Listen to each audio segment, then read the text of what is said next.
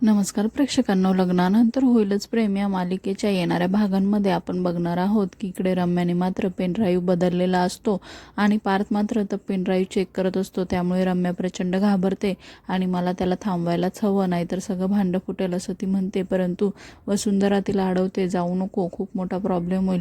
इकडे आता पार्थ ते चेकच करणार असतो, तेवढ्यात पिहूचा वहिनी म्हणून आवाज येतो। त्यामुळे पार्थ आणि नंदिनीचं लक्ष मात्र काव्याकडे जातं आणि काव्या खूप छान तयार झालेली असते।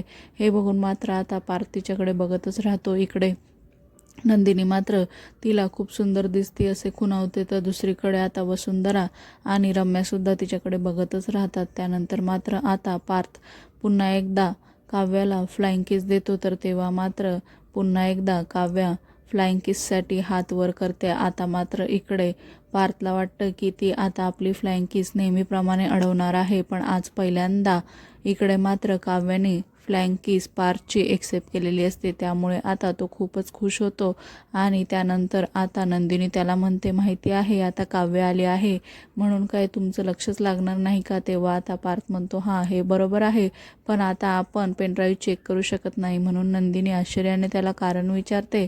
तेव्हा मात्र आता इकडे रम्या आणि वसुंधरा मोठा श्वास घेतात, तर दुसरीकडे आता पार्थ सांगू लागतो की काव्य आल्या आहे ना, त्यांच्यासाठी सरप्राईज आहे ना, मग आपण कसं चेक करणार? त्यामुळे आता लगेचच नंदिनी म्हणते, हो बरोबर आहे, मी विसरलेस। येणाऱ्या भागांमध्ये आपण बघणार आहोत की कार्यक्रम सुरू होतो आणि आता ठरल्याप्रमाणे इकडे वसुंधरा आणि रम्याचा प्लॅनसुद्धा सगळ्यांसमोर आता सुरू होतो। त्यानंतर आता काव्या आणि जीवाचे सुद्धा फोटो आता सगळ्यांसमोर येतात आणि इकडे घरातल्या सगळ्यांना प्रचंड धक्का बसतोच, तर दुसरीकडे नंदिनी आणि पार्थच्या पायाखालची जमीनच सरकते।